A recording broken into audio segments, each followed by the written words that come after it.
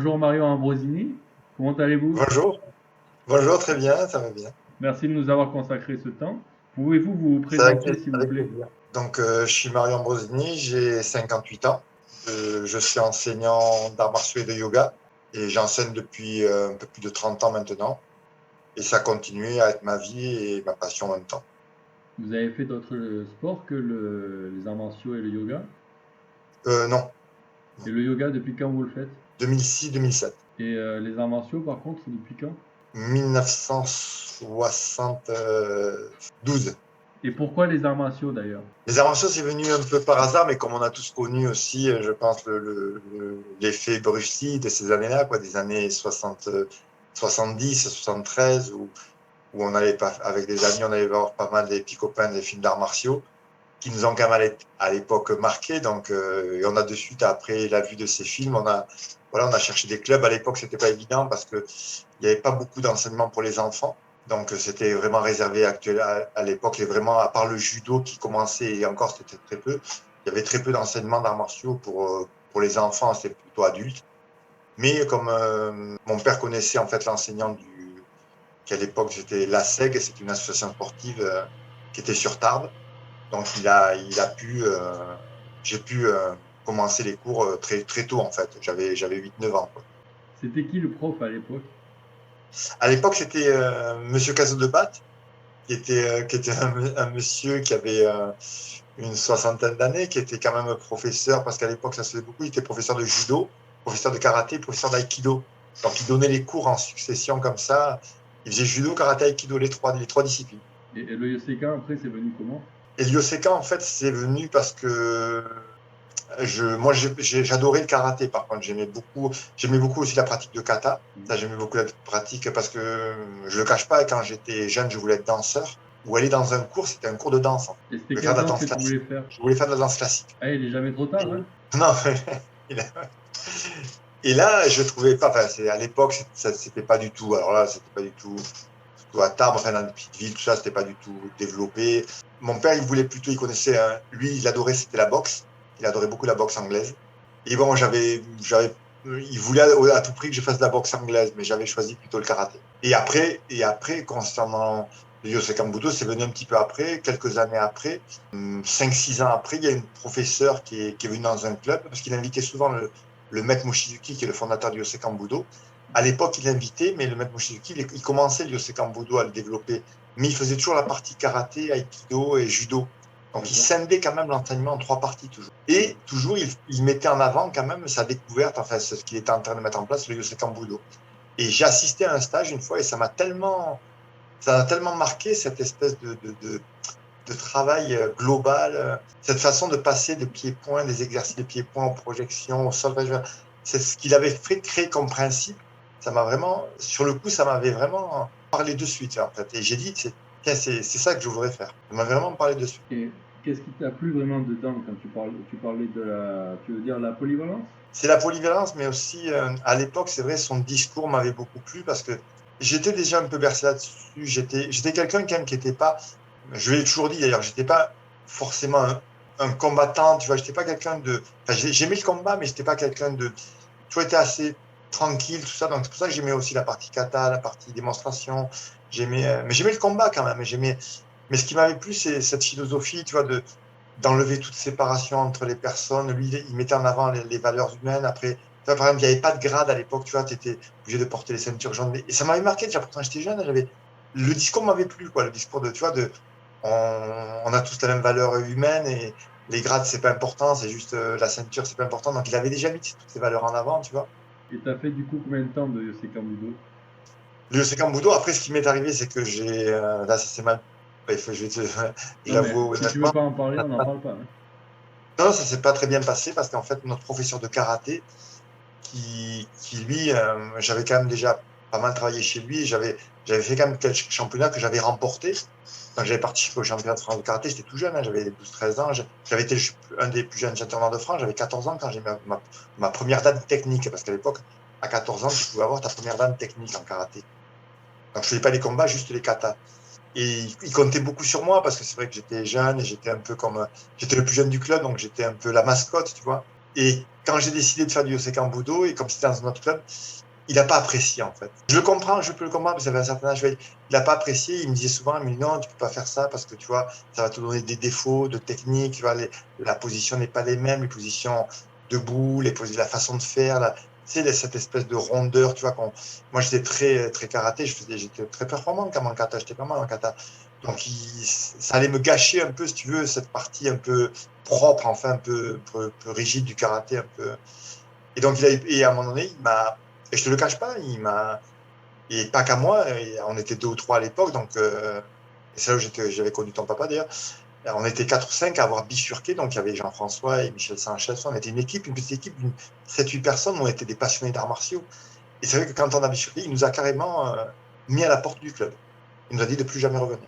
Une saison, quand on avait fini une saison, il a plus accepté, il a dit voilà, l'année prochaine, ne revenez pas. Soit vous faites chez moi du karaté, soit si c'est pour aller faire du Yosekan Budo, 2 ou 3. Même pourtant, on continue les cours de karaté, hein, mais il dit c'est pour continuer à faire des cours ailleurs du Yosekan Budo, ne venez plus chez moi, je vous accepte plus. Donc c'est dommage parce que enfin, j'ai arrêté du coup parce que je faisais les deux à l'époque, je faisais karaté et Yosekan. J'ai abandonné, enfin, j'ai dû par force aussi, puis après bon, j'ai continué Yosekan, mais j'ai arrêté le karaté. Ça m'a marqué quand même, ouais, ça m'a marqué quand même. Justement, quel était le premier club que tu as connu de Yosekan Budo? Le premier club que j'ai connu, c'est le Judo Club Tarbes à Tarbes. Alors, il y avait qui? Au Judo Club Tarbes à Tarbes, il y avait bon, le professeur c'était Jean-Pierre Pichereau. Après, il avait des assistants. Donc, il y avait Yvan, donc il y avait ton papa, il y avait d'autres assistants. Après, moi, ton papa, je les connais plus longtemps. Donc, il y avait à l'époque, il y avait Pascal, c'était un de ses assistants aussi qui était ceinture noire. Il avait beaucoup de ceintures noires. Jean-Pierre, il avait formé pratiquement, il était pratiquement un des plus grands clubs de France à avoir formé. Il a formé 17 ceintures noires, je crois, ou plus même, je pense. En Yosekan Budo. Non, il était connu, Jean-Pierre. Et le club, du coup, le judo club Tarbes, en Yosekan Budo, en fait, Tarbes était connu quand même. De par sa pratique assez sérieuse, tu sais, parce qu'il y a beaucoup il retransmettait de manière assez. Et toi, tu étais de quelle année à quelle année au Judo Club Tarbes, tu te rappelles? Oui, oui, je pense que j'étais dans les années 60, parce que à la CEI, c'est 72, 73, 74, 75. Le Club Tarbes, j'ai été des années 76 à. Oui, je suis resté un moment jusqu'à ce que je sois. J'ai passé mon premier dan, mon deuxième dan chez lui, chez Jean-Pierre, ou dans les années 80, 80, 86, je pense. Et tu as des anecdotes là sur mon père? Ah oui, dans le vase, qui était flagrant, c'était ça. Tout le monde était impressionné par sa taille, tu vois, parce que je me souviens, les gens, quand ils le voyaient, tu sais, ils étaient carrément. Je me souviens, mais on le craignait, tu vois, alors qu'il travaillait de manière. Mais qu'après, quand des personnes le voyaient travailler, tu sais, cette souplesse qu'il avait, tu sais, cette forme de travail super souple, tu vois, super cool, tu vois. Les gens, ils étaient scotchés parce que il avait une telle. Tu sais, par rapport à sa taille, parce que tu sais, souvent, les grands, tu vois, c'est assez. C'est Et lui, il se déplaçait de manière. Il était vraiment. Il avait compris toute l'ondulation, tu sais, la façon d'onduler, tu vois, la façon de déplacer le corps, tu vois, fluide, tu vois. Alors, pour une grande personne comme lui, en plus, il était costaud, tu vois, il était large, je veux dire, mais il n'utilisait pas du tout sa force, tu vois. Et c'est ça qui était marrant, parce que les personnes, tu sais, de suite, il aurait pu, à tout moment, tu vois, utiliser sa force physique, tu vois. Il pouvait facilement, tu vois. Mais justement, il se contraignait, et c'est qui impressionnait les gens, tu sais, les gens étaient toujours scotchés parce que, tu vois, il utilisait plus ses formes techniques et ondulatoires, tu vois, il mettait beaucoup en avant. D'ailleurs, c'est ce qui le passionnait à un certain moment. Je me souviens, il faisait ça tellement, c'était doux, tu vois, dans sa technique, tout quand il projetait, tu vois, c'était fait de manière très, très souple, tu vois. D'ailleurs, il a toujours gardé, hein, je me rappelle, être hyper souple. C'est rare, hein, parce que tu vois, en principe, les personnes sont plus maladroites, un peu plus raides, et tu vois, quand tu es grand, mais lui, c'est complètement l'inverse. Mais en plus, il avait bien compris le système. À l'époque, c'est vrai qu'on travaillait beaucoup l'ondulation aussi, hein. Aujourd'hui, beaucoup moins, mais à l'époque, tu vois, c'était vraiment le domaine, c'était la particularité qui avait été mise en avant, donc on le travaillait beaucoup, et c'est vrai que c'est moi ça s'est perdu, par exemple, j'ai trouvé, quoi, dernièrement. Ce qui t'a attiré au début, c'est la polyvalence. Pendant que tu l'as fait, la particularité, c'était le fait qu'il n'y avait pas, ce que tu as dit, le fait qu'il n'y avait pas de ceinture de couleur pour dire que tout le monde est du même niveau, mais aussi la souplesse. Est-ce qu'il y a d'autres particularités qui t'ont plu? J'ai trouvé que c'était. Ben oui, parce que tout ça permet quand même ce que j'ai trouvé, c'était.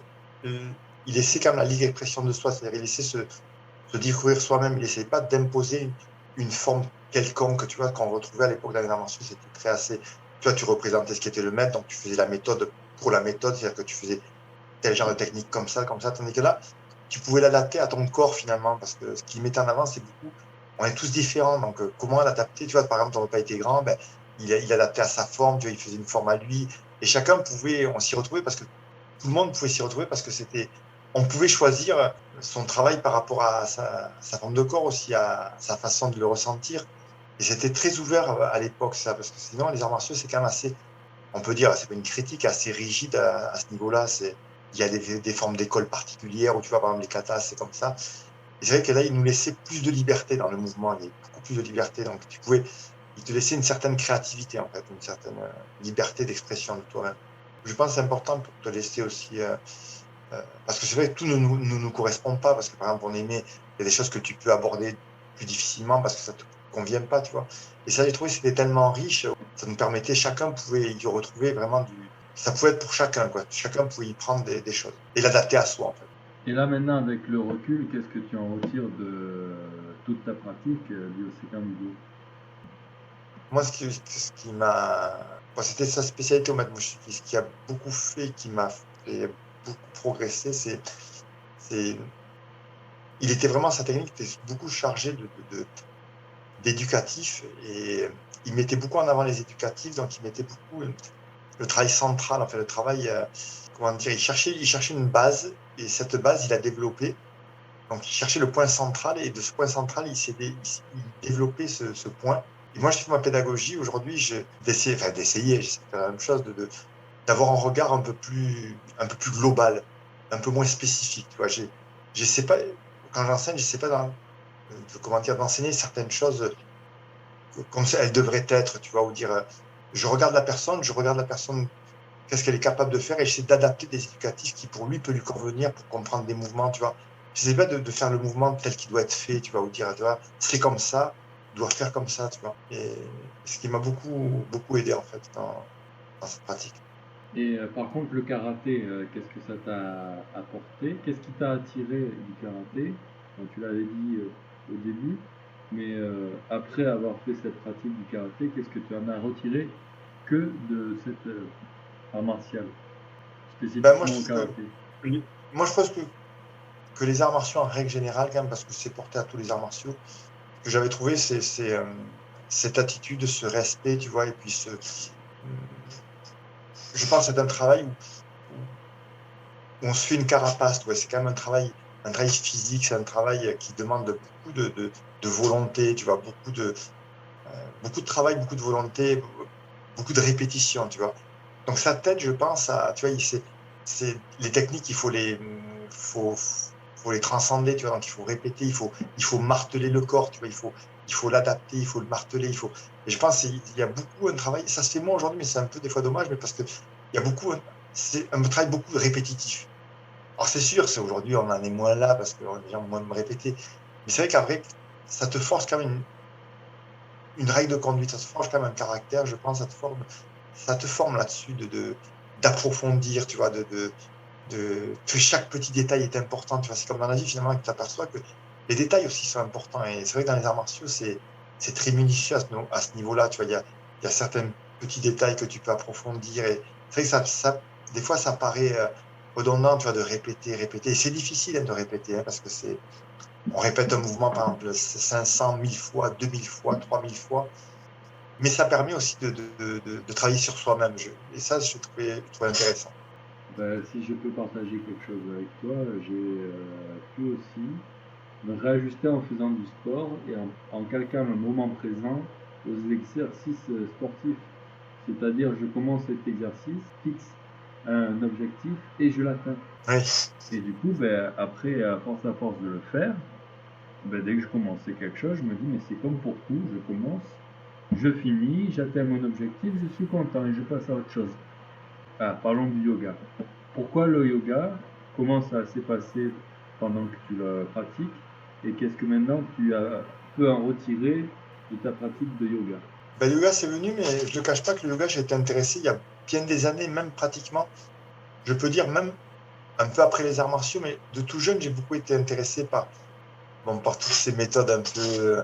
Bon, c'était un peu mystique des fois, tous ces maîtres qu'on voyait faire des choses un peu impressionnantes, tu vois, ou toucher quelqu'un, le faire tomber, ou tu vois, toutes ces choses, ou casser des choses juste en mettant la main, posant la main dessus, tu vois, ou toutes ces choses un peu qui paraissaient mystiques, ou tout ce regard mystique, j'aimais bien. Je lisais beaucoup de livres de bouddhisme, je lisais beaucoup de livres de grands maîtres, de gens qui avaient rencontré de grands maîtres aussi. Et tout ce côté-là, un peu mystique, ésotérique, spirituel, m'intéressait beaucoup déjà. Pourtant, j'étais jeune, hein, j'avais les 14. Ça m'a toujours attiré par contre. Et après, j'ai fait une démarche. J'ai trouvé quand même que, je sais pas, j'ai été attiré un jour, j'ai été faire quelques cours de yoga, mais qui m'avaient pas, je sais pas, j'avais pas trouvé quelque chose qui me. Je sentais qu'il manquait quelque chose. Et un jour, on est parti avec un ami en Inde, et c'est en allant en Inde que j'ai trouvé. Enfin, il y a quelque chose qui m'a vraiment en Inde que j'ai découvert. Quoi. J'ai eu vraiment le flash. Là, en Inde, j'ai eu vraiment le flash. On a, on a, on a eu la chance aussi de rencontrer un maître de yoga. Où on s'entraînait tous les jours là-bas. Et petit à petit, quand je suis rentré, j'ai dit, ah, il faut absolument que je pratique, que je continue à fond dans cette direction aussi. Donc, quand je suis rentré, j'ai continué chez quelqu'un que je connaissais très bien sur Montpellier, puis j'ai continué à pratiquer, j'ai fait des séminaires, des stages, et un jour j'ai eu l'occasion de faire une formation, parce qu'on m'a indiqué un grand professeur qui était sur Paris, qui faisait du Vinyasa Yoga, qui était Monsieur Gérard Arnaud, donc j'ai suivi sa formation sur Paris complète, et ensuite je me suis beaucoup intéressé, j'ai continué à pratiquer, après j'ai pratiqué au quotidien. Et je me suis destiné d'enseigner aussi, parce que ça me plaisait d'enseigner le yoga, quoi, de continuer à partager aussi, parce que j'aimais bien l'enseignement, donc j'ai voulu le partager aussi. Mais qu'est-ce qui te plaît vraiment dans le yoga? Alors, Est-ce excuse-moi, que c'est une philosophie? Est-ce que c'est des techniques? Ou est-ce que c'est le rapport au corps? oui, Euh, il y a tout ça, parce que le yoga, c'est ce qui m'a toujours plu aussi. Moi, je pense que si, on le dit en yoga, par exemple, ils disent que c'est le véhicule de l'esprit, hein, le yoga, le corps. oui, Donc, moi, j'ai toujours aimé le travail corporel, parce que je pense que il faut passer par là pour ressentir, hein. Je veux dire, on a un corps et on a besoin même si on doit ressentir des choses euh, plus profondément, plus interne, je pense qu'on doit utiliser le corps pour ça, je veux dire, parce qu'il est près de nous, parce qu'il est utile à ça, on a des ressentis par rapport au corps, au niveau de la peau, des articulations, on a du ressenti, donc ah, le corps doit nous servir à ça, en fait, doit nous servir d'outil, d'expérience, d'outil. Donc, et j'ai trouvé que pour ça, le yoga, et j'ai trouvé même que le yoga va loin, parce que il y a des postures qui sont très longues aussi à tenir, c'est un travail très très long aussi, c'est un travail au quotidien où il faut. Et ce que j'ai trouvé, il y a un travail que je faisais pas assez, c'est un travail sur la respiration, que j'ai trouvé qui est très utile, que je faisais pas assez, parce que bon, je connaissais pas, j'avoue, même avec beaucoup d'arts martiaux, je m'étais beaucoup attaché au côté physique, vraiment physique, avec beaucoup de répétitions, on le faisait avec ton papa, beaucoup de répétitions techniques, beaucoup de répétitions, beaucoup de combats, etc. Mais c'est vrai qu'on le mettait la respiration en avant, mais sans trop la mettre non plus. C'était pas quelque chose de. c'est- Mais là, dans le yoga, elle est prioritaire aussi. Enfin, elle fait partie du corps, donc elle est associée tout le temps. Elle est tout le temps. La respiration, c'est la vie. Donc, dans le yoga, c'est vraiment. Ça fait partie de. Dès qu'on se met dans une posture ou dès qu'on commence à dérouler le tapis, ça y est, il y a le souffle qui est là. Voilà, il y a cette idée du souffle qui vient de suite, qui est intégrée à la pratique même, quoi. Donc, et ça, j'ai trouvé super, parce que j'ai trouvé que le yoga, ça transporte quand même. J'ai trouvé que j'étais dans des états, je passais dans des états de conscience, et je l'ai ressenti. En arts martiaux, c'est la même chose à deux. Quand on a vraiment ressenti avec un partenaire, on est hors du temps. C'est ce que je voulais expliquer, quoi. Des fois, avec ton papa, il t'en parlera des gens d'où il t'entraide. Tu sais, quand tu es avec quelqu'un, que tu fais communion, tu vois plus le temps. Ça se déroule, t'es dans le mouvement, quoi. On peut dire que tu es en méditation active, en fait, hein. C'est comme une méditation. Ouais, moi, je dis ça, c'est de la méditation active, quoi. Parce que tu es dans le truc, tu vois, tu es dans le mouvement, tu ressens. Ça c'est à deux. En yoga, tu le retrouves, mais tout seul. je sens que tu es passionné. Comment? Tu es passionné. Oui, oui, oui. Oui, quand tu en parles, on le sent, la passion du yoga, du mouvement et du souffle. Tu m'as dit que tu étais allé en Inde. Tu es allé où en Inde? On est été, bon, comme tout le monde, parce qu'en fait, il y a un endroit en Inde qui s'appelle Rishikesh, on appelle ça la Mecque du yoga. parce que c'est là où ont été en premier lieu les Beatles. C'est qu'à l'époque, les Ah, Beatles, d'accord. et donc c'est un lieu qui est très connu, mais en fait, comme tout lieu connu, comme tout lieu de passage des grandes, il y a de tout, quoi. Donc il faut s'orienter. Quand tu connais pas, c'est pas évident parce que tu peux tomber, tu sais que c'est comme au Japon, hein.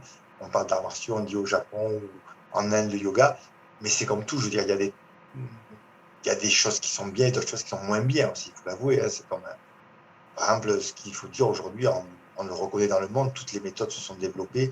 Et aujourd'hui, dans le monde entier, en France, par exemple, tu as des très très bons professeurs d'arts martiaux, des très très bons professeurs de yoga, je veux dire très très bons. Je veux dire, ça c'est. Mais c'est vrai que tu cherches toujours l'endroit, le berceau, quoi. Et c'est vrai que c'est l'Inde, ça, pour ça te choque, hein. Moi, je dis pas que j'y étais, ça me fait du bien d'y aller, hein. J'ai ressenti les choses. Et après, on a eu la chance d'aller plutôt vers Dharamsala. On était là où vit le Dalai Lama. Oui. Donc c'est là où on a vécu la plupart de notre séjour, au pied de l'Himalaya, en fait. Ah, c'est bien. Tu l'as grimpé l'Himalaya ou Non, non, non, non, on a été faire quelques treks, mais on est resté assez bas, oui. ça t'a remis en question le fait d'aller en Inde? Oui, ça m'a remis en question quand même, parce que je t'avoue que c'est pas sur place. C'est quand, même ma femme me le dit, et Véro me le dit, c'est quand je suis rentré, j'ai eu un moment comment dire, j'ai eu un moment qui était particulier, quoi. J'ai du mal à en ressortir de là. Même dans le retour, j'ai longtemps pensé au séjour, longtemps, ça m'a laissé des choses, tu vois, là. Ça m'a collé quelque temps, tu vois, ça m'a poursuivi. Et c'était plus des questionnements qui t'ont poussé à des réponses positives ou Oui, oui, c'était tout un à fait. questionnement difficile? Pardon? Ou est-ce que c'était un questionnement difficile? Non, c'est quelque chose qui est assez positif, mais c'est quelque chose qui me marque, ouais, parce que quand même, bon, on le sait, bon, il y a toute cette pauvreté, mais il y a aussi ce côté qui émerge, ce côté coloré, ce côté spirituel, qui est vraiment émergent quand même en Inde. Il y a des sadhus, enfin des gens on rencontre beaucoup de personnes, c'est une manière de vivre, tu vois, leur philosophie, il y a vraiment un décalage. T'es dans un autre monde, là, quand même. Moi, je trouvais que là, t'es vraiment ailleurs, quoi. T'es vraiment, autant tu peux visiter, moi, j'étais aux États-Unis, au Canada, faire des arts martiaux, même au Japon, tu vois. J'ai pas eu du tout la même sensation. Mais en Inde, ça te transporte, Et quelle ville t'a plu en Inde et pourquoi? Après la grande, on n'est pas, en fait, on n'est pas resté beaucoup de temps à New Delhi parce que c'est des grandes villes. Moi, ça m'a pas, j'ai trouvé il y avait beaucoup de pollution. Enfin, on n'est pas resté dans les grandes villes parce pour voir certaines choses, oui, mais après, j'ai trouvé qu'il y avait beaucoup de pollution. C'est très difficile à circuler. On voit pas grand-chose parce que ça grouille de monde. C'est vraiment des villes qui sont impressionnantes, tu vois. C'est très, très, il y a tout le temps du monde. Alors, on voulait pas rester là parce qu'on voulait avoir un certain recul sur l'enseignement du yoga. Donc, quand on a découvert que un professeur nous intéressait qui était à Dharamsala, c'est un endroit où vit le Dalai Lama. Donc, c'est un endroit posé en Inde qui est vraiment agréable pour vivre, en fait. C'est dans les montagnes, c'est vraiment un lieu où on est bien, très reposant, et c'est un lieu très spirituel, ouais, très reposant. Dharamsala, c'est ça? Dharamsala. Et t'es allé dans d'autres villes ou pas que celle-là? Non, non, non, pas du tout. Non, non, non, on est resté. Non, non, tu vois, on a New Delhi, là, naturellement. Après, on a été à Rishikesh parce que c'est le berceau, enfin, ce qu'on appelle un peu la Mecque du yoga. Et ensuite, de suite, quand on a compris ça, on est parti à Dharamsala et on est resté les 3 semaines, un peu plus là-bas. On est redescendu parce qu'on n'avait pas vu du New Delhi. Donc, on a vu les trucs principaux de New Delhi. On a vu le Taj Mahal, tout ça. On devait faire d'autres villes aussi, mais on n'avait pas le temps non plus, hein. Donc, Et vous avez vu qui et quoi en rapport au yoga? Vous avez vu des maîtres là-bas et lesquels? pardon? T'as vu des maîtres là-bas de yoga, lesquels? Non, non, on a vu une personne qui s'appelle Vijay, qui était un maître reconnu du yoga, que je connaissais pas particulièrement. À l'époque, j'étais pas assez pointu, ni assez. On savait qu'il avait un enseignement c'était on nous avait indiqué son nom, donc on a suivi ses cours. À l'époque, j'étais trop novice je faisais du yoga déjà, mais c'est trop. J'ai suivi son enseignement, quoi. J'ai pas tout compris, donc j'ai pas tout. Bon, tout était en anglais, donc il y avait des choses qui étaient expliquées au niveau, il y avait des textes, il y avait beaucoup, parce que là-bas, c'est l'ensemble, c'est ici, bon, c'est normal, hein. Ici, on a un côté, on le fait quand même, il y a un côté qui est plus physique, parce que les personnes, qui est plus rapport à la technique, donc on, on met pas tous en avant, mais en Inde, par exemple, il y a toujours un côté tu commences toujours par les mantras, la respiration, tu vois, dans un cours de yoga, tu fais tout. Le yoga, pour eux, c'est tout, c'est pas simplement des asanas, enfin d'enchaînement de postures, par exemple. Ça, c'est le côté visuel, le côté mécanique qu'on met en place, qui est utile pour ressentir naturellement. Les asanas sont puissants, sont forts, il faut y rester pour ressentir les placements, le corps, mais à travers avec le souffle qui est intégré, avec le regard naturellement, avec drishti, ce qu'on appelle le regard, qu'on oriente de différentes façons aussi, mais et aussi ce qu'on appelle les bandas, tu vois, les verrous énergétiques qu'on est obligé de mettre en place dans certaines postures. Donc tout ça, eux, ça en fait vraiment partie et c'est beaucoup mis en avant de suite, tu vois. Des fois en Occident, mais c'est normal parce que les personnes viennent, par exemple, tu en entends parler d'ailleurs, par exemple, il y a des personnes moi, où je donne des cours et je trouve ça tout à fait normal. Ils viennent pour s'étirer, par exemple.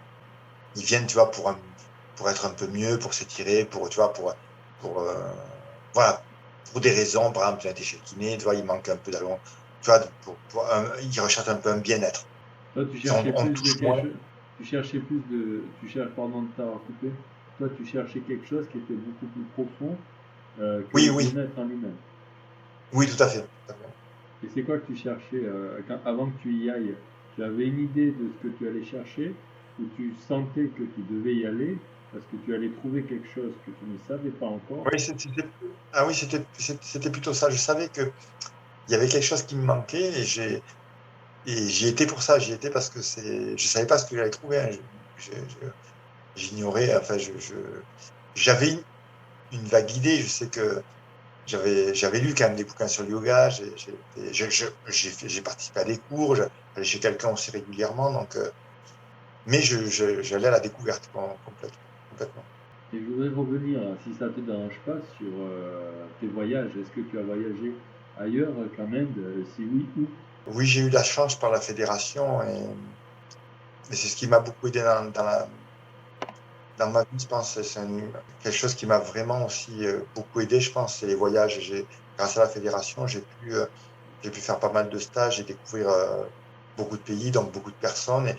Et souvent, qui est intéressant dans le sport, c'est que tu vas souvent à part l'hôtel, dans certaines circonstances, ça a été fait comme ça, mais la plupart du temps, tu es chez l'habitant. Par exemple, les gens t'accueillent chez eux. Même si au D'accord. départ, par exemple, la fédération t'envoie par exemple, pour un stage, pour un séminaire, pour aller faire découvrir le Yosekan Budo, la méthode. Des fois, quand tu connais pas la personne, c'est sûr que tu loges à l'hôtel. Mais Oui. par exemple, bon, au Canada, j'ai été plusieurs fois. J'ai fait les États-Unis. Euh, Au Canada, j'ai été X fois parce qu'il démarrait, c'était un gros groupe. Donc, j'ai été plus d'une dizaine de fois, même peut-être pratiquement tous les ans, j'allais au Canada. J'étais aux États-Unis, je suis allé en Océanie, je suis allé en Afrique. Ah oui. Je suis allé en Afrique du Nord, je suis allé en Afrique du Nord, je suis allé en Afrique, je suis allé pour les pays d'Europe, c'est la Suisse, Italie, euh, Angleterre, j'étais Luxembourg, j'ai fait beaucoup de pays d'Europe. Et j'ai fait l'Asie, je suis allé au Japon, je suis allé à Taïwan. Ah oui. Ouais, j'ai fait pas mal Ouais, t'as vu du pays, quoi. Oui, oui, j'ai beaucoup voyagé. Mais ça Et ce qui tout. était intéressant dans ces voyages, justement, c'est que voilà, la plupart du temps, les personnes me recevaient. Au bout d'un moment, me disaient, ben, ça ne te dérange pas. Par exemple, à Taïwan, je suis allé chez Godefroy, qui était un pratiquant d'arts martiaux, qui lui connaissait le Yosekan Budo, il le faisait démarrer à Taipei. Donc là, j'ai vécu chez lui, en fait. Donc, il m'a fait découvrir Taïwan d'une manière locale, quoi. J'ai pas été voir des trucs. J'ai fait les marchés de Taïwan, j'étais à la maison de thé. Il m'a fait vraiment découvrir la profondeur de l'Asie, quoi. Et tu as fait ces voyages, c'était souvent pour en rapport avec le Yosekan plutôt ou c'était pour ton plaisir, tes loisirs? Non, non, non, 90% de mes voyages, c'était dû au Yosekan Budo Et, et aux compétitions et après aux stages internationaux et d'ailleurs, au développement de la méthode. Par exemple, dans les pays du Maghreb, j'allais souvent chez l'habitant, c'était super parce que tu découvrais vraiment le pays en profondeur, tu ressentais voilà, leur façon de pratiquer, s'ils étaient pratiquants ou non pratiquants, peu importe, mais leur religion, peu importe, mais voilà, tu vivais avec eux, quoi. Donc, je trouve que c'est super enrichissant parce que tu restes pas seulement dans ton hôtel à vivre d'une certaine manière et après juste donner le stage. J'ai trouvé il y avait beaucoup d'échanges humains, quoi. c'est ce qui qui m'intéresse et me plaît aussi beaucoup. Est-ce que par rapport à ces voyages, tu peux dire, bon, je sais que c'est difficile de dire comme ça parce que chaque pays t'apporte quelque chose, mais est-ce que tu as 3 pays qui t'ont marqué le plus et 3 villes qui t'ont marqué le plus, et si oui, pourquoi? Il y en a beaucoup, Pour hein. moi, ce qui m'a vraiment, bien sûr, j'attendais tout le temps, c'est le Japon. Ouais. Parce que bon, on en rêvait aussi tous parce qu'on j'avais jamais été. Et puis c'était le berceau des arts martiaux quand même. Bon, c'est l'Asie, mais je veux dire, ça arrive à la Chine aussi naturellement. Mais le Japon, ça m'a vraiment, c'était un des plus gros voyages où j'ai été. J'ai amené, la culture est complètement différente aussi. La façon, ouais, c'est vraiment culturellement, c'est tellement loin de nous. Je veux dire, ça a été une découverte. Ça a été quelque chose qui m'a marqué, qui m'a vraiment marqué. Ensuite, ce qui m'a marqué beaucoup, c'est d'une manière. Après, je peux pas dire, mais le Québec, je l'ai découvert par les gens et j'ai découvert vraiment une famille. J'ai trouvé des gens vraiment chaleureux. Le Québec ouais, ça m'a beaucoup plu. Les personnes sont charmantes. Ça m'a vraiment, humainement, ça me plaisait d'y aller. Je ressentais, j'étais toujours bien quand j'allais parce que c'était un endroit reposant et je trouvais les gens vraiment très, très accueillants et très proches. Il y avait vraiment, tu sentais vraiment pas l'amitié, mais tu sentais vraiment que les personnes, c'était sincère. Ouais, j'ai trouvé des gens sincères. C'est vraiment sincère. Ouais. Et après, naturellement, l'Inde, parce que l'Inde, ça m'a bouleversé d'un point de vue mental. Ça m'a un peu, ouais, Bah ouais, je comprends. Et encore maintenant, tu as peut-être encore des questionnements qui sont dus à l'Inde, non? oui, je me suis dit que j'y retournerai hein, parce que j'ai dit, il faut que j'y retourne. Parce que j'ai pas complètement, ouais, Mais tu sais que j'avais vu l'autre fois une étude qui disait que chaque fois qu'on voyage dans un endroit nouveau, des nouveaux neurones sont créés dans le cerveau. ah, ok. Et c'est pour Ah, ça qu'il faudrait que j'aille voyager d'ailleurs. ouais, Mais parce que si tu veux, tu as un nouveau paysage, un nouveau relief, de nouvelles odeurs, des trucs que tu connais pas c'est avant, vrai. et ça te C'est crée vrai. des nouveaux. Donc c'est bien pour oxygéner le cerveau et pour le Ah renouveler, ouais, quoi. c'est vrai. Tu le sais, c'est vrai. Mais dis donc, il y a tellement de choses à dire dans ta vie par rapport à tous les Ouais. voyages que tu as fait, tout ça là, et tout ce que tu as pu voir, apprendre et transmettre et partager. Actuellement, que fais-tu? Actuellement, ben, je continue mon enseignement des arts martiaux et du yoga. Donc là, actuellement, je suis sur Bordeaux. Donc je continue parce que l'enseignement, c'est quand même, c'est ce que j'aime faire, quoi. Voilà. Et j'en suis satisfait parce que c'est en même temps, pour moi, je le vis au quotidien, c'est une manière de vivre. Alors c'est drôle, mais voilà, le matin, je me lève, je m'entraîne, je fais de ma respiration, je fais toujours mes routines. Voilà, pour moi, c'est devenu ma vie, quoi. Je suis pas que là-dedans non plus, bien sûr. Il y a des moments où je suis avec ma famille, où je prends du plaisir aussi à faire autre chose, hein. Mais c'est vrai qu'au quotidien, j'ai une façon, voilà, j'ai une façon et j'ai une espèce de routine qui me tient toujours, quoi. Je me lève le matin, voilà, c'est des routines qui font, j'ai un entraînement personnel, après je fais de la recherche, voilà, de la recherche un peu personnelle. Et je prépare mes thématiques de cours et après le soir, j'enseigne.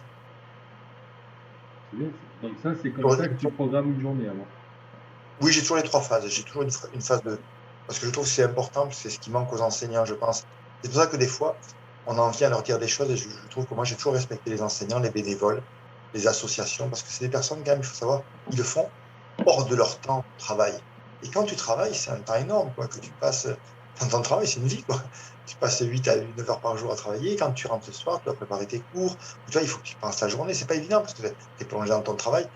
Tandis que quand on est comme nous, moi c'est mon travail, éducateur sportif, donc le matin je me lève, je peux feuilleter, par exemple, tu vois, je suis sur un bouquin, je suis sur un bouquin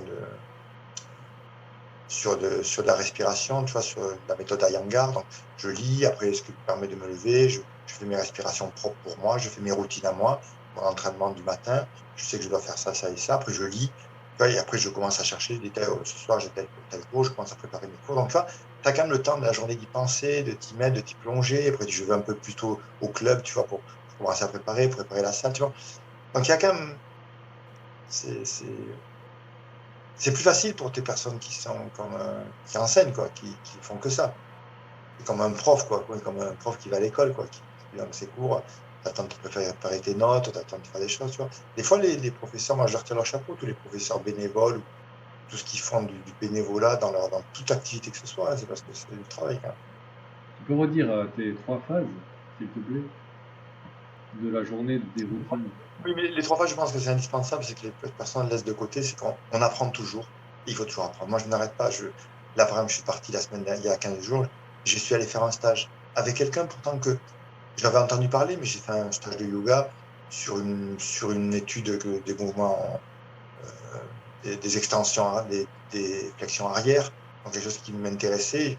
Ouais, je m'intéresse je regarde. Là, il n'y a pas longtemps, j'avais fait un stage avec une personne sur l'équipe sur les mains qui a fait le Cirque du Soleil, qui s'appelle Nick Brever, qui est quelqu'un qui est sur Ibiza, qui vient des week-ends et qui fait juste un travail sur l'équilibre sur les mains, avec des sensations, tu vois, avec du travail corporel.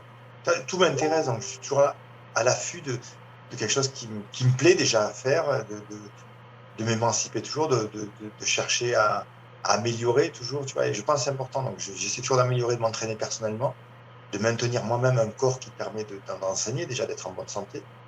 Et ensuite de faire de la recherche, déjà c'est important de rechercher par soi, de trouver des nouvelles façons d'enseigner, enfin, nouvelles façons, non, des des nouveaux enchaînements ou de quelque chose que je pourrais ressentir différemment.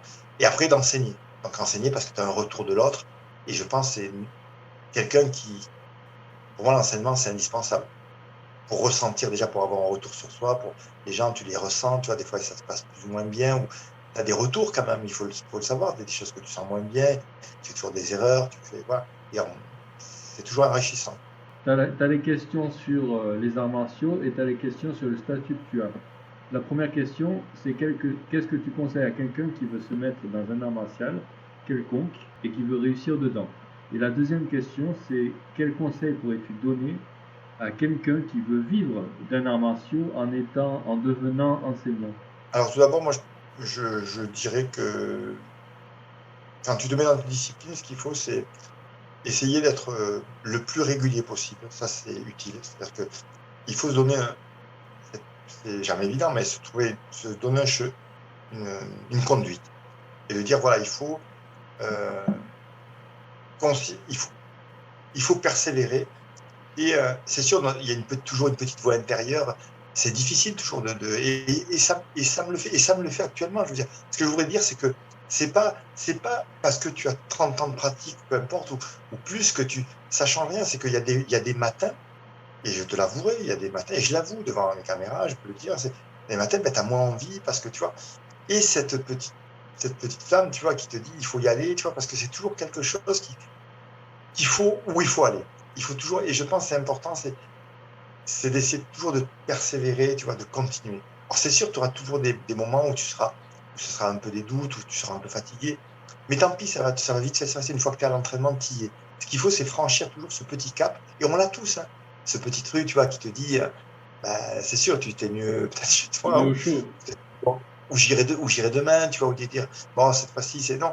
C'est toujours essayer de transcender ça et d'essayer d'être le plus régulier possible et d'y aller au départ le maximum, tout ce qu'on peut donner et d'essayer de répéter, enfin, de continuer journellement à répéter, à refaire, à essayer de comprendre, à chercher, et continuer sur cette trace, et d'essayer de faire le moins. Et ça, je trouve, moi, ça m'a été vraiment utile. Moi, je fais pas beaucoup d'arrêts. Parce qu'il y a des gens qui disent, on peut pas s'entraîner tous les jours. Alors, je dis pas que tu t'entraînes tous les jours, hein, mais je veux dire, si tu peux, tu le fais. Et même si c'est pas beaucoup, c'est-à-dire, si c'est 10 minutes, c'est 10 minutes. C'est quelque chose que tu as qui devient un réflexe. Et une réflexe, ça devient à la limite, au départ, ça devient au départ, je veux dire que ce qu'on appelle une routine, ça porte des noms en yoga, ça porte des noms en martiaux, mais ça, quand tu commences, au départ, tu vas trouver ça éprouvant de répéter au jour. Tu vas te dire demain, bah, je me lève à telle heure ou je fais à telle heure, je répète telle chose. Alors, au début, c'est quelque chose qui va te paraître difficile, qui va te paraître, euh, qui va te paraître rébarbatif. Tu vas te dire demain, je vais faire ça. Mais tu vas voir que ça va petit à petit, ça va ancrer dans toi des bonnes habitudes. Et après, même moi, aujourd'hui, je vois, c'est devenu naturel. Je ne peux pas m'en passer. C'est-à-dire, je viens, bon, je sais pas, des fois, je loupe, normalement. Il y a pas, c'est pas ce que je veux dire, mais ça me manque. C'est-à-dire qu'aujourd'hui, c'est devenu un manque. C'est-à-dire de quelque chose où il faut prendre une habitude au départ. Et c'est comme ça au départ. C'est une habitude que tu prends, que tu as du mal à prendre parce que c'est difficile de se conditionner à y aller tous les jours, de faire ça. Et après, finalement, tu te rends compte que ça devient un besoin, quoi. Et là, quand tu as franchi cette étape, là, tu te dis, ça y est, c'est fait, tu as gagné. En fait, tu continues et ça en devient naturel. Quand moi, je me lève le matin, je fais ça, je déroule le tapis, je le fais naturellement, quoi. Je me dis pas, là, ça va être dur. Je fais ça parce que je le ressens. Tu vois, c'est comme si j'allais déjeuner, me laver les dents. Je fais ça parce que c'est devenu en moi quelque chose comme une mécanique, quoi. C'est comme j'allais me laver les dents, comme voilà, c'est devenu une hygiène, presque une hygiène de vie. Oui, oui, Et, tout à c'est fait. pour ça qu'il faut persévérer. Et c'est vrai qu'il y aura et ce qu'il faut, et ce que je conseille aux personnes, c'est vrai qu'il y aura des étapes difficiles, parce que quand on progresse, il y a une progression, et on ne le cache pas, tu l'as ressenti toi aussi, hein, et tout le monde te le dira, c'est la progression, elle est importante au départ, parce que tu connais pas, c'est nouveau, quand tu t'entraînes, ça t'enrichit, et tu comprends. Mais il y a des moments, ben, ça va devenir, où ça va être moins évident, cette progression, parce que tu répètes des mouvements, alors tu te dis, est-ce que c'est mieux qu'hier? Est-ce que... Et il y a des choses qui vont se... Et petit à petit, tu t'aperçois qu'il y a c'est net, hein, c'est des améliorations que tu te vois parce que toi, tu te vois pas, des fois, tu te ressens pas, mais et tu vois que quand tu pratiques après, que tu vois par rapport à d'autres, où les gens te le disent, te le font ressentir, et c'est là où tu sens que tu progresses et que tu t'arrêtes jamais de progresser, quoi. C'est toujours, même si tu prends un petit peu, millimètre par millimètre, il faut pas regretter ce millimètre, quoi. Des fois, ce sera un millimètre, des fois, ce sera un centimètre, mais toujours tu avances, tu avances, tu avances. Et je dirais au professeur, il faut persévérer. Persévérer, et c'est là où tu arrives. Une grande leçon de vie et un travail de tous les jours. Un travail, ouais, un travail, Et du coup, toi, tu fais combien de fois de sport par semaine, généralement? mais en principe, je fais deux entraînements par jour. Ah ouais. Et tes entraînements, ils durent combien de temps? Ça dépend, par exemple, si j'ai ma routine du matin, par exemple, c'est souvent, c'est pas évident le matin, je fais beaucoup de respiration. Le matin, je fais plutôt un réveil avec de la respiration, euh, qui inclut un peu, parce que tout ça, c'est inclus, les gens le séparent, mais entre méditation, concentration, tout ça, c'est des choses qu'on ne peut pas séparer, qui sont séparées matériellement, parce que il faut qu'il y ait des étapes, par exemple, et tout ça, toutes ces choses-là sont liées quand tu respires, tu fermes les yeux, enfin, tu ramènes l'essence à l'intérieur, tu essaies tu vois, de ressentir. Donc, ça peut être comparé à la méditation, de la concentration. Donc, tout ça, ça fait qu'un, ça véhicule en toi des choses, quoi. Donc, je fais toujours une routine de respiration. Après, je fais une routine de mouvement qui est assez brève. Ça, elle me dure toujours 1 heure, mais ça, c'est juste les trois quarts d'heure, 1 heure, là, c'est juste beaucoup de préparation de respiration le matin. Et dans la matinée, après, je fais toujours une routine physique. Alors, le matin, c'est plus physique. C'est-à-dire, si j'ai du physique à faire, je le fais. Physique, c'est des répétitions de mouvements physiques, hein. Je veux dire, c'est dur. Enfin, c'est dur, c'est ça. J'emploie du physique, ouais. Musculairement, je parle. Oui. Musculairement, je fais des équilibres, ouais, je fais beaucoup de travail musculaire, intense, qui me permettent d'être sur des postures plus cadrées ou sur des mouvements plus. Et le soir, je fais plus quelque chose comme un enchaînement, une routine un peu plus longue qui va être dédiée plus à de la technique. Et ton entraînement au niveau physique et musculaire, c'est quoi comme exercice que tu fais? Pardon? Au niveau de ton entraînement musculaire, quel exercice tu fais? Est-ce que tu peux les dire? Moi, j'ai des exercices musculaires, je fais beaucoup. Quand je suis à la salle, je fais des exercices musculaires qui me tiennent à cœur. Je fais toujours un exercice musculaire de traction. Je fais toujours des après, je fais des tractions en fonction à différentes thématiques qui me servent dans le yoga ou dans les arts martiaux. Je fais un travail un peu polyvalent, assez polyvalent, et je fais le travail du bas du corps, du milieu du corps, du haut du corps, et après, voilà, je fais on appelle ça des push-ups, mais sur les mains, tu vois, sur un mur. Enfin, Ouais. j'organise du travail qui vont me permettre de mieux comprendre et de mieux développer certains équilibres ou d'être mieux dans certaines pratiques, de renforcer certains éléments de mon corps en les mobilisant différemment. Je fais un travail un peu particulier, quoi. Je fais pas qu'un travail, je fais un travail un peu global et qui va me permettre comme les exercices sont particuliers, voilà, d'être dans des planches. Je fais des planches différentes, des push-ups dans des placements différents, dans des hauteurs différentes, dans des gravités différentes, pour essayer d'être mieux possible sur certaines postures. Et quand tu parlais de tes push-ups, c'est quoi? C'est les pompes en poirier? Où tu poses les pieds sur Je les fais, muscles? oui, en poirier, ou je les fais sur des box, ou je les fais sur des chaises. Ah oui, Par d'accord. exemple, en hangar, on utilise beaucoup de chaises, j'utilise des sangles aussi pour m'attacher, j'utilise des blocs pour pouvoir être sur les mouvements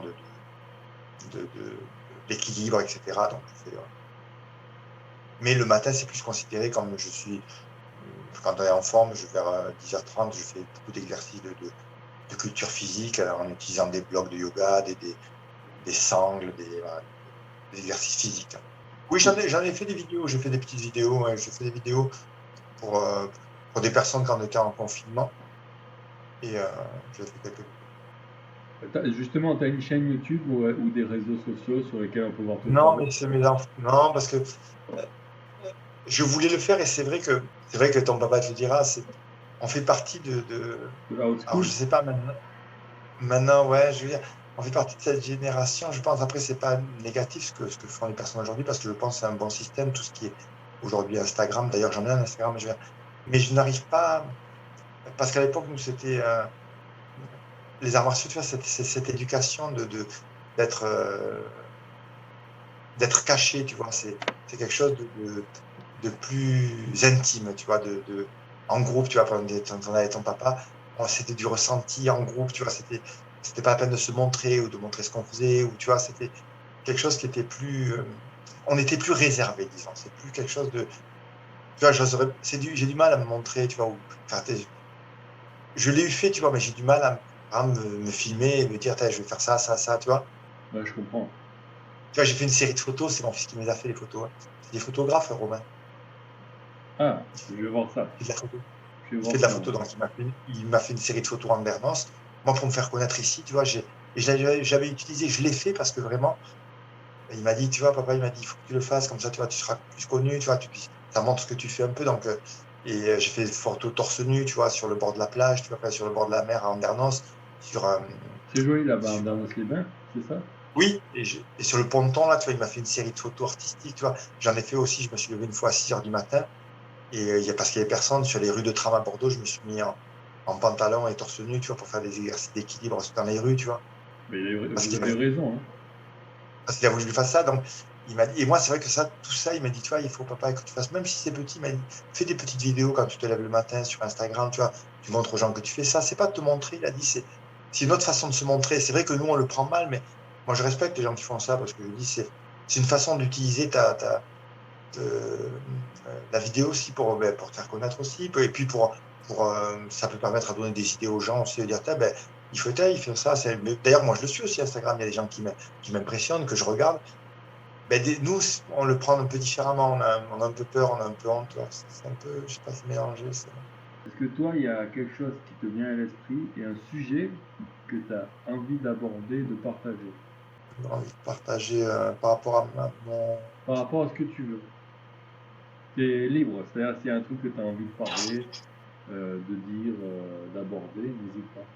Mais c'est vrai que je, je trouve que c'est important. Oui, il y a beaucoup qui critiquent sur les réseaux sociaux, mais je trouve il y a quelque chose qui est, si on le fait de la bonne manière, toutes les choses sont un côté positif quand même.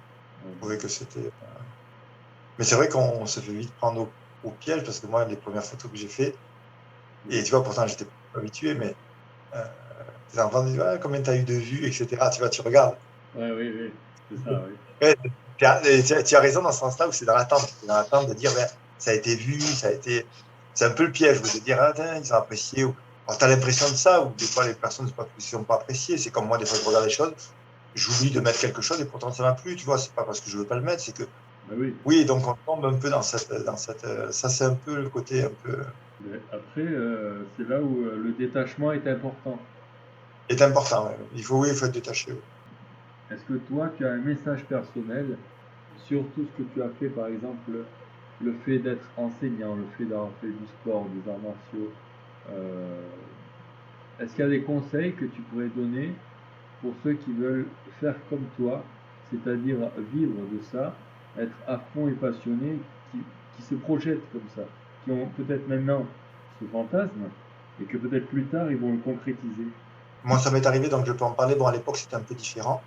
On a toujours trouvé autour de moi, par exemple, que ce soit des amis ou surtout les parents ou les beaux-parents qui trouvent que quand tu fais quelque chose de. C'est pas que c'est pas commun, mais quand tu dis que tu vas enseigner les arts martiaux ou le yoga, peu importe, on va toujours trouver ça un peu. C'est pas qu'on va pas le prendre pour un métier, mais on va dire, ben, c'est quoi? Je veux dire, toi, demain, tu vas dire, bon, autant t'es prof des écoles, ou tu vas faire ça, ou bon, voilà, ou peu importe la formation que tu vas faire, ou ingénieur, tu as toujours quelque chose, une voix, tu vois, quelqu'un peut s'imaginer ou peut l'interpréter, mais c'est vrai qu'enseigner les arts martiaux, les gens, moi, chez mes beaux-parents, ou même mes parents, tu vois, ou le yoga, tu vois, c'est toujours. Mais j'ai plein d'amis qui enseignent aussi, ça a été autour d'eux, c'était pareil. Donc, il faut dire, moi, je dis aux personnes, il faut croire en ce qu'on veut faire et, euh, et le faire. Et je trouve que c'est important de le faire aujourd'hui. Alors, on le voit dans la société, je trouve que c'est une des choses les plus importantes, c'est faire quelque chose que l'on aime, c'est quand même vraiment une des choses les plus belles qui peuvent arriver, je pense. Outre ta famille, tout ça, je veux dire, c'est quand tu vis de quelque chose qui pour toi mais moi, c'est pas un travail, quoi. Quand je me lève le matin, je pense pas travail, quoi. Voilà, pourtant, c'est de l'enseignement, c'est un travail. Je me fais rémunérer. Mais quand tu arrives à ce stade-là, je dis c'est hyper important parce que ça, quand même, je pense que ça aide beaucoup dans la vie, ne serait-ce que les rapports au quotidien que tu peux avoir avec ton entourage. Je veux dire, elles sont plus douces. Je trouvais que ma vie est moins. Des fois, ben, je suis pas content, je suis en colère, je peux avoir comme tout le monde. Ça, c'est des choses naturelles de la vie. On a notre caractère aussi. Je veux dire, on n'est pas. Mais je trouve que ça facilite beaucoup les rapports avec les autres.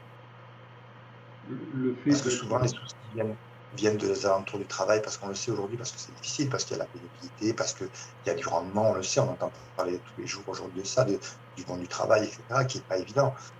Donc, quand tu peux faire quelque chose qui est vraiment quelque chose que tu aimes et que tu as choisi, quoi, c'est quand même quelque chose de déjà très, très fort, quoi, je pense. Après, c'est pour ça que je veux dire aux personnes, c'est que même si c'est moins rémunérateur, moi, c'est pas quelque chose voilà, c'est pas quelque chose qui m'a bloqué.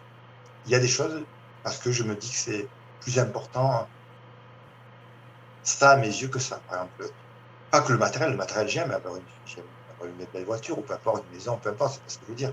Je veux dire que c'est pas prioritaire. Ce qui a été prioritaire, c'est de me ressentir aujourd'hui tel que j'ai choisi quelque chose qui aujourd'hui me rend heureux, quoi. Et par la même occasion, rendre les gens heureux autour de moi parce que je le fais ressentir. Je suis pas, ça pèse pas sur moi, donc ça pèse pas sur les autres aussi. Et les personnes devraient insister, même si c'est difficile, je leur dis, parce que les arts martiaux, le sport en général, c'est pas quelque chose de facile parce que c'est de l'enseignement, c'est, la rémunération n'est pas attractive, il faut le dire, non, mais il faut dire les choses comme elles sont, hein, c'est pas attractif, là, c'est pas quelque chose qui va te. Mais en contrepartie, il y a tellement de choses qui peuvent combler ça, qui sont des choses autrement que matérielles, parce que matériel, ben, on l'a ou on l'a pas, tu as une voiture, peu importe, c'est pas quelque chose qui est essentiel finalement, c'est quelque chose qui est, comme on dit, qui est éphémère, qui est durable, c'est pas une voiture, et ben, au bout de 5 ans, elle est vieille, je veux dire, elle s'use, tu la changes, je veux dire, voilà, il y a d'autres choses bien plus importantes qui rendent plus heureux, enfin, qui rendent plus. Donc toi, tu placerais ton bien-être et tes valeurs avant le matériel. Oui, oui, oui. Malgré que, et ça supporte matériel, mais malgré que je pense que c'est important le côté matériel parce que ça te permet. Les gens, tu vois, ils font trop dans le yoga, on entend parler, ou dans les arts martiaux, moi, je les entends penser comme ça aussi, par exemple. Et ce qu'il ne faut pas oublier, c'est que c'est un travail, c'est un métier, donc ça a une rémunération. Donc cette rémunération, elle est normale. Je veux dire, moi, à une époque, longtemps, tu ne parleras ton papa, d'ailleurs, tu sais, on était très bercé dans la spiritualité, donc tu donnes beaucoup, tu vois, as l'impression de. Tu sais, tu veux rien en échange parce que c'est ce que tu donnes, c'est naturel, c'est comme un échange de chacun. Mais il faut savoir que non, c'est un enseignement et que cet enseignement, toi, il faut que tu vives. Donc, si tu enlèves tout ce côté matériel et confort, parce que j'estime que si on veut aller de l'avant, il faut avoir un certain confort pour supporter ce qu'on a envie de faire. Si demain, j'ai pas de maison, pas de toit, pas de quoi me déplacer ou pas d'argent, ben, je ne pourrais pas continuer à faire mes stages, de faire mes formations. Je veux dire, ça va de pair quand même. Je veux dire, il faut pas. Si des fois tu as d'autres idées, n'hésite pas, ça peut être par Ok. mail ou par visio. Et s'il y Ah a oui, d'autres. pour vidéo, il pas de problème, t'inquiète. Merci Mario pour nous avoir donné ce temps et partagé avec nous ton vécu, tes trajectoires et tes valeurs. Euh, Peux-tu nous rappeler où est-ce qu'on peut te trouver sur Facebook et Instagram, c'est ça? Mais je te remercie. C'est moi qui te remercie. C'était un plaisir de partager, ben, ce que j'ai ressenti par rapport à ma pratique et mon parcours. Et donc j'ai une page Facebook qui s'appelle Vinyasa Yoga by Mario. J'ai un site internet, marioga.fr. Et j'ai une page Instagram aussi. Celle-là, c'est Mario Ambrosini. Merci beaucoup à toi et on se retrouve pour les formations, pour les stages ou pour tout ce que tu peux proposer. Très bien, avec plaisir. Merci beaucoup. À bientôt. À bientôt.